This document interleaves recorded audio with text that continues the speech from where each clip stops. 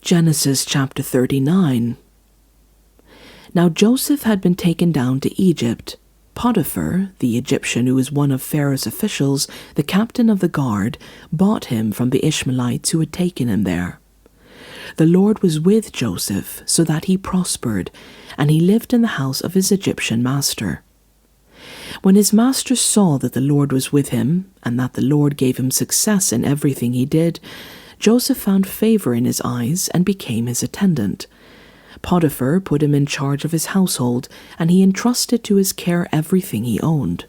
From the time he put him in charge of his household and of all he owned, the Lord blessed the household of the Egyptian because of Joseph.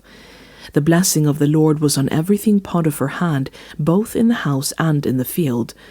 So Potiphar left everything he had in Joseph's care, with Joseph in charge. He did not concern himself with anything except the food he ate. Now Joseph was well built and handsome, and after a while his master's wife took notice of Joseph and said, "Come to bed with me." But he refused.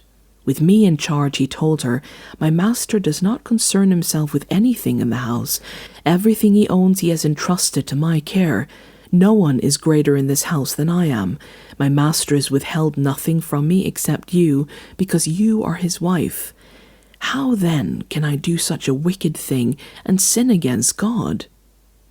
And though she spoke to Joseph day after day, he refused to go to bed with her and even be with her. One day he went into the house to attend to his duties, and none of the household servants were inside. She caught him by his cloak and said, "Come to bed with me." But he left his cloak in her hand and ran out of the house. When she saw that he had left his cloak in her hand and had run out of the house, she called her household servants. "Look," she said to them, "this Hebrew has been brought to us to make sport of us. He came in here to sleep with me, but I screamed.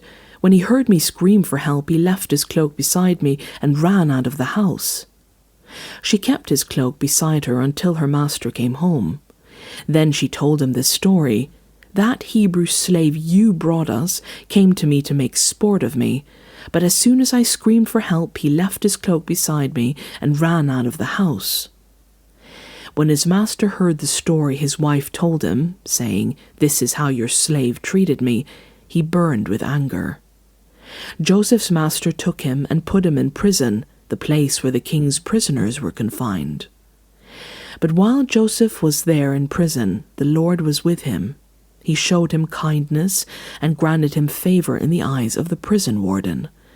So the warden put Joseph in charge of all those held in the prison. He was made responsible for all that was done there. The warden paid no attention to anything under Joseph's care because the Lord was with Joseph and gave him success in whatever he did.